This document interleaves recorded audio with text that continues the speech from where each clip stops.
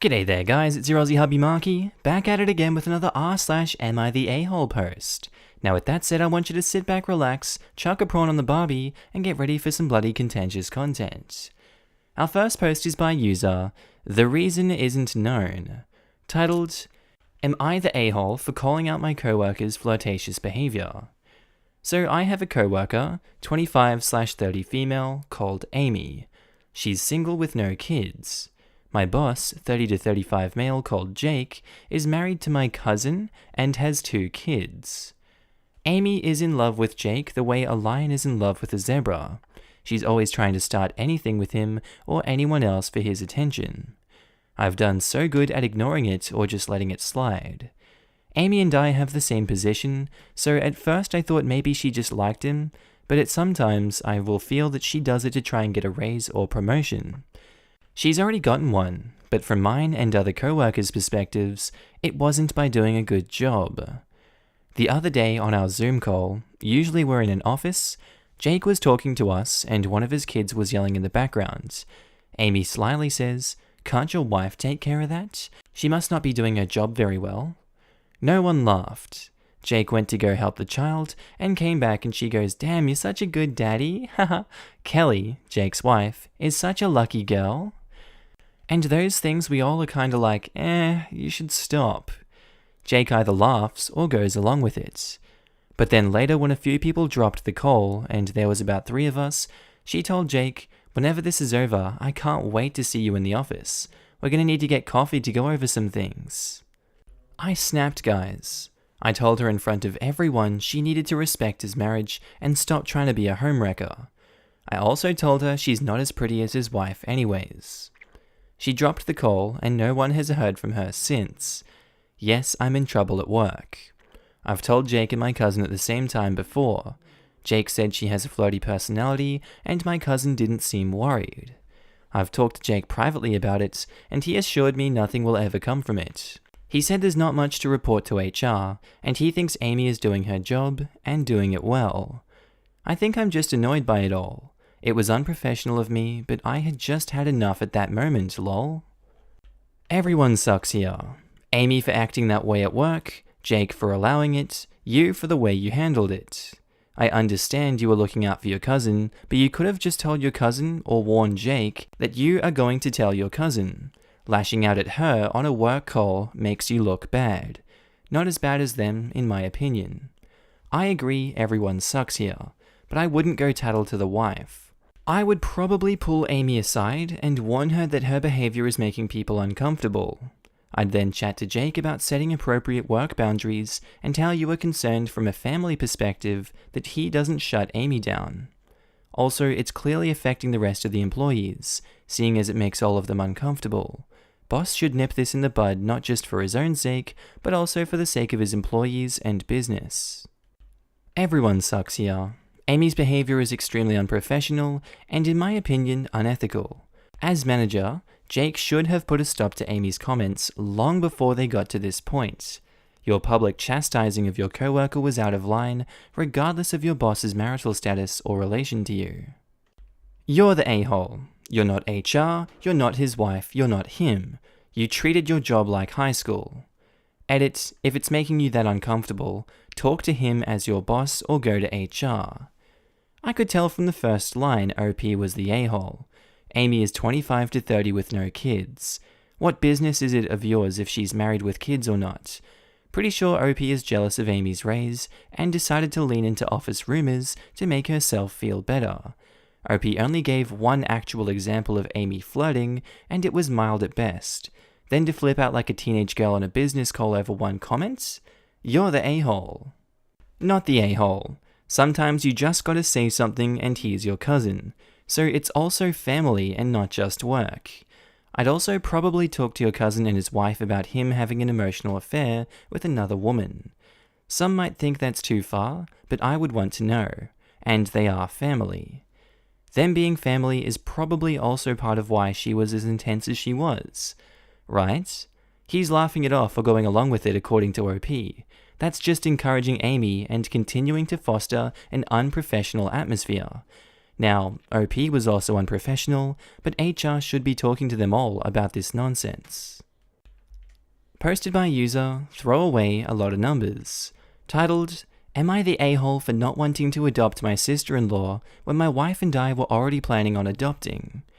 On a throwaway, because I really don't want this situation connected to my main account, I'll also try to add a lot of details, because my family is pretty split with this decision and we don't know what to do. My wife right now is currently 24.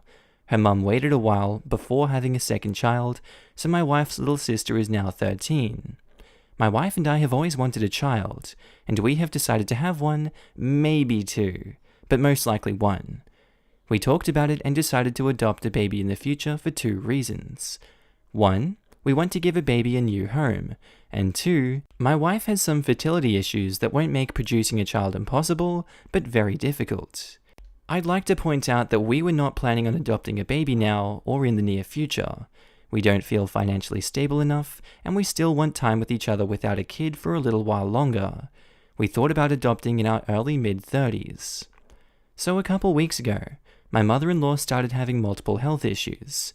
She wasn't expected to pass really soon, but we have been advised to get all of her stuff in order, just in case worse comes to worse.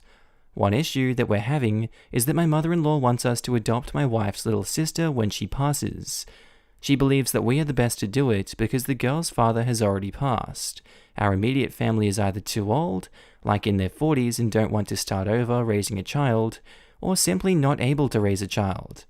We are supposedly around the perfect age to bring in a child, and we are already planning on adopting. My wife and I thought about it for a long time, and came to the conclusion that we didn't feel ready to adopt her little sister.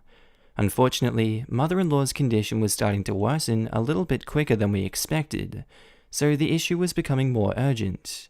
When we told her that we didn't feel comfortable taking on that job right now, she started crying and calling us names. She also said something along the lines of, "How dare you live your perfect life with your husband while your little sister, your own flesh and blood, could end up in the system," to my wife. This really upset her, and I had to calm her down when we got off the phone. We would be fine with keeping her for a little while, but we just don't simply feel ready to have a new teenager in the household.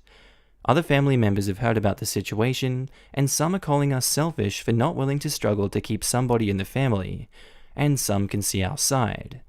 My wife obviously feels terrible about this. She truly loves her sister, but doesn't think she can care for her correctly. Are we the a-holes here? Everyone sucks here. Let me be very clear.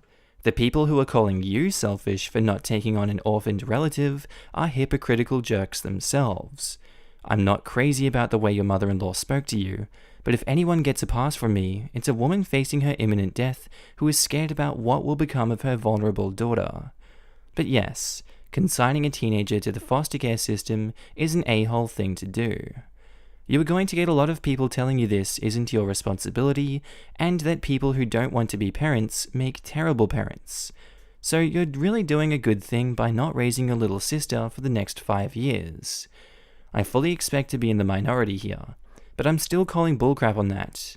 If you are the kind of person who will let resentment turn you into an abuser, you are fundamentally an a-hole. I'm not saying that's an argument you made, but it's a favorite refrain here. She's a teenager. She will need care and be a lot of trouble, but she will be able to feed, clothe, and clean up after herself. This is a 5-year commitment, yes. Life is throwing an unfair hardship your way that will require sacrifice. But that's what life is, and it is not the same kind of hardship that will strip an orphaned girl of a stable home with people invested in her safety. I've worked with older kids in the foster care system as a smaller component of my job. It is no life for a teenager. You have the opportunity to spare her years of instability and rejection following the grief of losing her only remaining parent.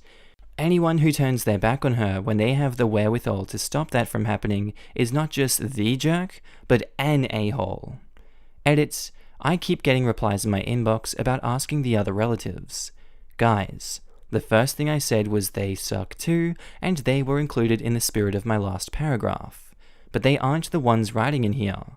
I wish they would, because I'd tear them a new one as well. They can't be helped, and clearly have no self-awareness. I doubt they care if they're a-holes.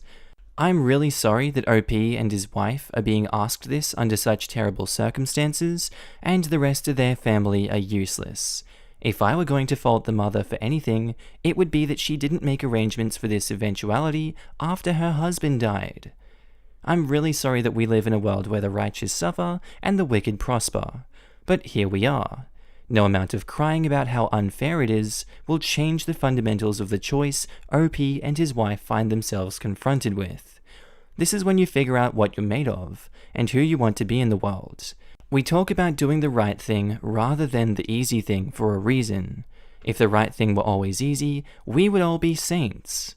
The rest of the family has settled on their choice. Now OP has to make his. She'll be vulnerable to abusers, but hey, they won't help her because it's inconvenient for them. Funny how they talk about saving a life, but they won't save their own family. Pretty hypocritical in my you're the a-hole opinion. If I was responsible for choosing adoptive parents, I would not choose a couple who let a 13-year-old child be placed into the foster system. Look at this from the little sister's perspective. Her mum's dying, her closest family has rejected her because it's an inconvenience, only to adopt some rando kid later on. It's going to be awkward when you run into her at the orphanage when you go to pick out a more convenient child. Oof. Oh, yikes, that hurts. Posted by user, Please I Want to Breathe. Titled, Am I the a-hole for throwing away my husband's Xbox after he refused to look for our lost dog? This is going to be a little long. Please try to bear with me and understand my situation. Thank you. For starters, I'm a nurse, 35 female. I have been extremely busy these past 3 months. Even writing this post is a privilege, and I am having to do this in bits and pieces. I also gave birth to my daughter 6 months ago. I have an 8-year-old son as well. When I'm not working, I take care of my children. In January 2019, my son suddenly developed this strong desire to have a dog. He begged and begged for a puppy from my husband, 35 male.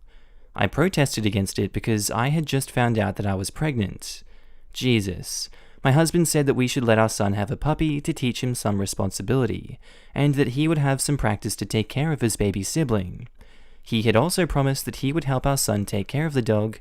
I was absolutely unconvinced, but I had to give in eventually because my husband had already agreed and I didn't want to cause further fights. 5 days ago, my son accidentally left our back door of our house open and the dog ran away. These 5 days were also some of the busiest, most grueling days of my work, and I had to take up night shifts because a colleague had fallen sick. Our son first went to my husband for help. He refused to help him and said that it was his, my son's responsibility to care for the dog, and he has to do something about it himself. My husband has the privilege of working from home. He works at a law firm, he works for maybe 3 to 4 hours a day and plays Xbox the entire time, and sometimes gets up to check on our daughter. He literally has no added pressures. 5 days ago, when our son told me in tears that Dad won't look for Tippy, I talked to my husband, who said that it would teach our son some responsibility to take care of things in the future, which I found very callous, since a dog is a living sentient being and not a thing. He was playing Xbox when I was talking to him as well. He also said he won't look for the dog or anything. Yesterday, after coming home at night, the first thing I did was unplug the Xbox console and controller and throw it in the trash can. This morning, before going to work, my husband threw a fit when he didn't find his Xbox in the living room. I told him that I'd thrown it away because he was so addicted to it that he couldn't even get up to help our distressed son. When I came back from work, he told me he had found his Xbox in the trash since the garbage truck hadn't arrived then. Now he's being incredibly snarky, giving me the cold shoulder because he's angry because his controller isn't working. He also hasn't taken any measures to look for our dog, and our mutual best friend called and said my reaction was incredibly childish. Now I am spending my free day calling every neighbor of ours, making internet posters and contacting animal shelters and animal control to see if Tippy had turned up anywhere, and consoling my heartbroken son. Am I the a-hole? Edit. My husband is a lawyer. A lawyer's job depends on how many clients he has.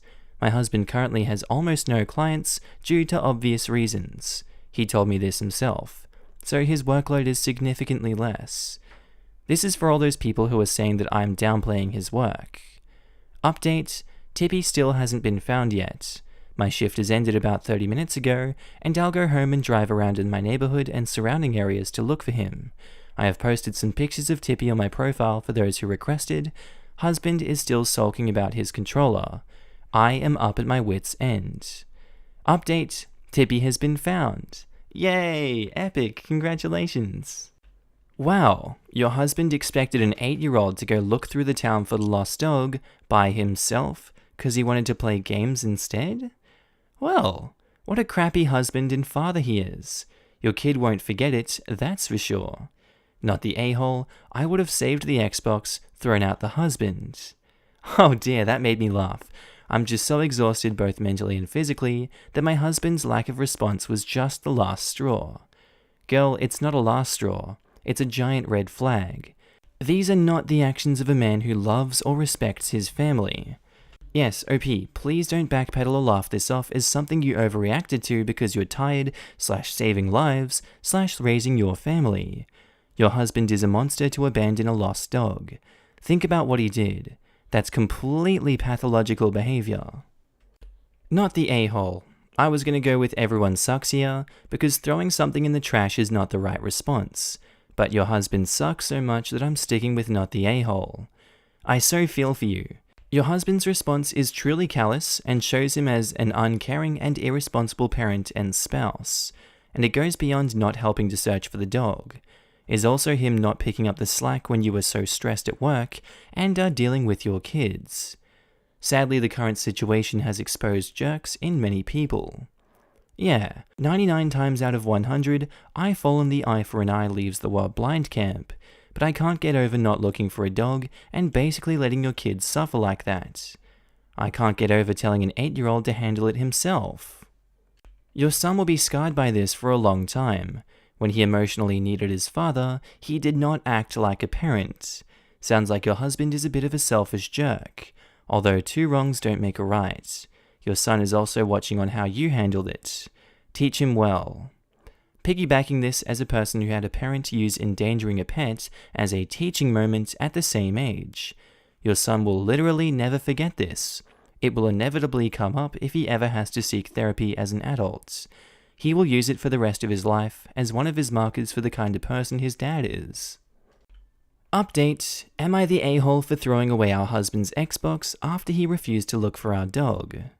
First of all, thank you to everyone for your immensely kind and considerate responses. I'm thankful to each and every one of you to give me such beautiful and encouraging messages. These kept me going, no joke. Tippy was found 2 miles away from our house a day after I posted ads and posters on several platforms and websites. A kind lady living alone had found him near her street, starving and exhausted. She responded to my calls for help on Facebook, and I am utterly thankful to her. We need more people like her in this world. My son and Tippy are both ecstatic to be reunited. He takes care of him just like he did before, only now I have some time on my hands to help him as well. However, my son is still wary of his father, and he'll likely remain so for a long time. Now he doesn't ask him for help at all. As for my husband, he now treats Tippy as if he doesn't exist. He went and bought a new Xbox controller right after Tippy was brought back, and now demands that I pay him for damaging his property. I am willing to pay because I realized my impulsive response was not the best decision, and nor was it the best way to deal with my situation. My approach towards my husband's Xbox and my husband's approach towards Tippy were both horrible and irrational. Many of you mentioned that my husband may have been neglecting our daughter. It's unfortunate that you were right. I started to notice some tender area and red skin around my daughter's diaper around 2 weeks ago. She was uncomfortable, irritable, and put up a fuss every time I tried to change her diaper. Turns out she was suffering from diaper rash. Diaper rashes can occur for a variety of reasons, none of which were applying to my daughter. She wasn't on antibiotics, she had soft cotton clothes, her bowel movements were normal, and we weren't using any new products on her. There was only one option. Her diapers weren't being changed frequently. I was away from home for 5 days. I asked my husband how many times he had changed her diapers. A baby needs her diaper changed at least once every 3 hours. My husband outright said he was changing them every 7 hours or so for those 5 days because he didn't think that they needed to be changed as much as before because she was now 6 months old.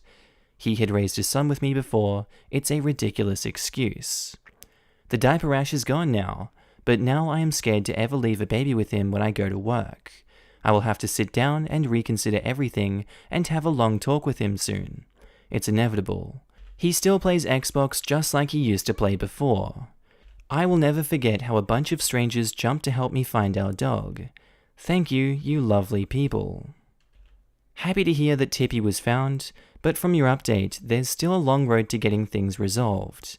If your little girl isn't getting a diaper change for 7 hours though, that's terrible, since it means she's getting no interaction either, since presumably he's not close enough that the smell bothers him. So sorry you're going through this. Hope the counseling works, but you may want to think of an alternative help if you can get it for the sake of the kids. Oh god, you're right. I didn't even think of that. Leaving your 6-month-old baby alone without much interaction for 7 hours? That's way too much alone time for babies. Yikes. Yeah, this can lead to developmental issues on top of physical. Babies kinda seem like cute little potatoes that don't do much but eat, poop, cry, and sleep, but they're absorbing everything. A family friend fostered and eventually adopted a child that was neglected like this as an infant. She's now 13 and will likely need ongoing therapy indefinitely. So many issues as a result of being deprived of regular human contact. Posted by user BeautifulWorking6, titled, Am I the a-hole for telling my brother-in-law that paternity tests aren't automatic? A while back, I started buying a new house with my boyfriend. We decided to let his brother and his brother's wife and kids live with us. The wife and I each got pregnant within a few months of each other, and so the house was totally wrapped up in baby preparations. Well, when it's her turn to give birth, he gets back with her and he's all aglow and happy, saying how much the new baby looks like him. And he says I couldn't deny her the baby if I even tried, even without the paternity test. I thought this was a weird thing to say. As far as I knew, their relationship was good, so I didn't see why they would do a test. The first time he said it, I let it go, but he said it a few times, to a few family friends, and it really started to bother me, especially that everyone just took it in stride. Finally, when everyone was gone various places, I asked what he meant by that.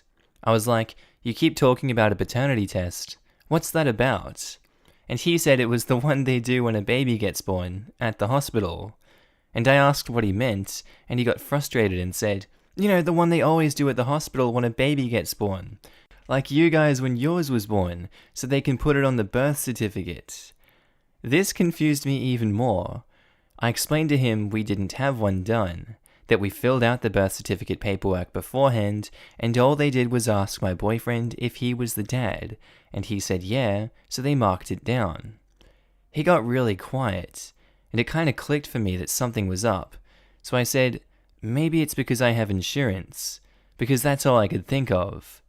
Well, he shut himself in his room, and when his wife got back they had a huge fight, and it turns out she's been cheating on him for like 6 years.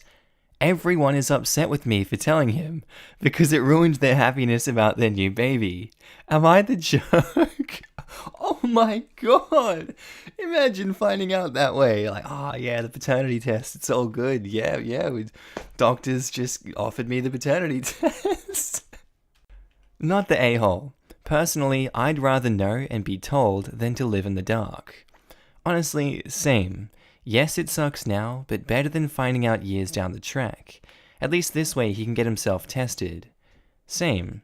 I'd much rather know early on than someone has been cheating than find out down the line how stupid I've been. I don't know, 6 years seems like a long time. Is it really early on at this point, given that a lot of marriages, I'm not saying all, I'm saying a lot of marriages, don't they finish by like the 10-year mark? You guys can enlighten me in the comments, I'm still very young and dumb. Oh boy, not the a-hole, because you didn't do it on purpose, so it's literally impossible to be the a-hole. Obviously the lying wife is the a-hole. Even if OP did it on purpose, she wouldn't be the a-hole. Cheaters deserve what happens to them, and the only a-hole here is the wife. Also the family for blaming OP, because she told that poor guy. I'd be shocked to know spineless ass people like this were my family. Lamau, not the a-hole, is this real? I cannot. Poor guy, somebody needed to tell him. Like, wouldn't he have to participate in a paternity test? How did he think they got his DNA to test against the babies? I'm so confused by what he thinks went down in the hospital. His wife told him that everyone gets paternity tests before putting the father's name down. He believed her. His sister has made him aware that isn't standard. The reason the wife got it done was because she didn't know who the father was and wanted to make sure before putting it on the birth certificate. By the sister telling him it wasn't standard, he's figured out something was up and the cheating has come out. And at the very top of the post, OP puts some updates. Update. Wow, this got a lot of comments. So I have done a lot of snooping, and it is way more soap opera than I thought. 1. Apparently since child 1 didn't look like him at all, she made up the paternity test scheme to trick him into marrying her. But they actually did the paternity test to that kid, and the real test said her ex was the dad. But he refused, so she lied about the results, and my boyfriend's bro never asked to see the papers. 2. It gets worse. She's been secretly collecting child support from Bio Dad and using it as a get secret slush fund, while being a stay-at-home mum and making husband pay her way. 3. She cheated on him a lot, and figured that she could lie again if the kids weren't his, and secretly rake in the child support. So each baby she had tested, but the next 2 were his. 4. He decided to stay because the kids, but he called the baby daddy of kid 1 and explained the whole situation. 5. Baby daddy of kid 1 is in negotiations for visitation or to seize child support. Whoa, that is insanity. God damn. Posted by user, I like good sleep, don't we all? Titled, Am I the a-hole for not wanting my parents to adopt another teenage girl? I, 15 female, live with my parents, mid-40s, and my brother, 9 male. It's always been a dream of my parents to adopt. Me and bro are bio kids, and they had come to the decision that they want to adopt an older kid. They got matched with Jess, who is 13. Due to the current situation, she is not living with us, but we've met before and she's spent a weekend with us in January. Jess, despite sometimes being sweet and kind, is very high maintenance and has a lot of anxiety and anger problems. She can go from 0 to 1,000 really quick. During her stay, she got triggered by something when we were in public. She and I went into a clothes shop and my parents were in a cafe nearby. Some guy accidentally grabbed her by the shoulder as he thought she was his daughter, and he apologized immediately, and she started screaming. I was the only person there and tried to calm her down, but she ran off. She was found, shaken but safe, an hour later. I then got grounded as I had failed in being responsible for my sister. I said I didn't have a sister. My parents were angry about this and said that how dare I be rude about her. Don't I know how much she's been through? She's had other outbursts, but none so huge in public. She can be cold and untrusting, and was very clingy to my parents. I do admire her and think she's very brave, but I don't want to live with her. My parents call Jess often. I often say hi and try to be civil and supportive, but it seems like the only thing my parents can talk about is Jess and how brave she is, and she isn't even here yet. We live in a 3-bedroom house, and my parents promised to move to a bigger one later this year. Recently, my parents broke the news to me that Jess will move into my room, and I can pick whether I want to share my room with bro or Jess. I don't want to share with either. My brother is messy, loud, and is your average 9-year-old boy, and Jess has night terrors and screams the house down. And it's enough having to open my house to her, but I value my privacy a lot and don't want her in my room, which is like my special place. I was crushed. I asked if we were still moving, and my parents were like, "We like this place and have no solid plan." I freaked out and was like, "You guys are forgetting you have another daughter and are too excited about the shiny new one to remember the one that you have has feelings and boundaries. And if you're changing everything I've ever known, at least I deserve to be listened to. If this is how life is going to be, I don't want to have a sister." Good to note, my room is big enough to have a wall put in, and my parents considered it a few years back. I would be happy with that.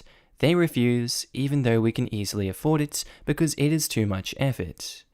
My parents are offended that I'm not being welcoming towards my sister, and I'm offended that the life I knew is going to be turned upside down, and I'm not going to have the thing I value the most, my privacy. Am I the a-hole? Update, this blew up. Enough to reach Jess. She called me and we had a good heart-to-heart.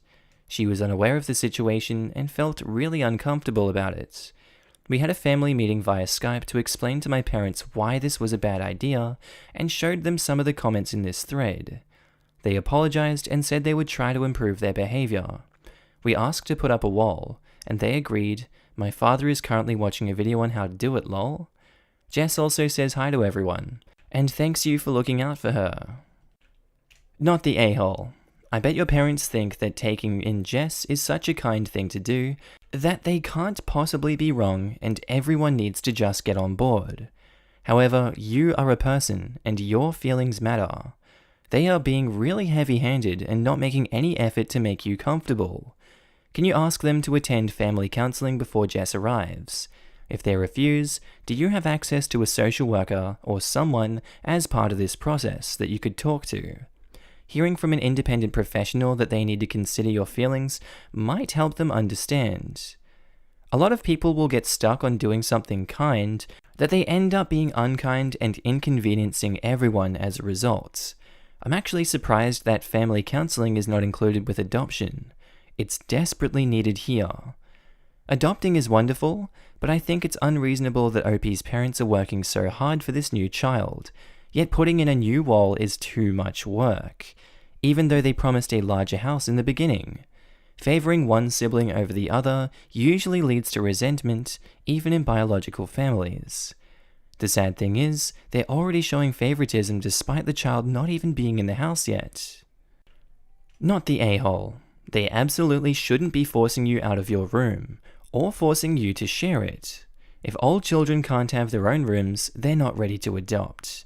They're not asking two small children to share, they're asking two teenage girls who are not biological siblings, haven't grown up together, one has complex needs. Or for a teenage girl to share with her younger brother, which is completely inappropriate. Put your foot down and insist that it's your room and you're not moving or sharing. Either they find a solution or the adoption cannot go ahead. It's so weird to me that the adopted kids stole my room, or parents make 3 teens share a room, comes up so often here. When I was adopted in the US, social workers inspected the house stem to stern to be sure it was adequate and each kid had their own room. Thank you. I was looking for a comment like this. I thought each kid needed their own room, but I wasn't sure if that rule applied only when fostering. So OP's parents are double wrong here. I think that's where I'm going to end today's episode, guys. This has been Markee. I hope you enjoyed it. Tell me what you thought about all of these down below. Who's the a-hole in these situations? Who do you think? And why? Hope you guys have a good day, night, sleep, whatever you're up to. I'll see you in the next one. Bye.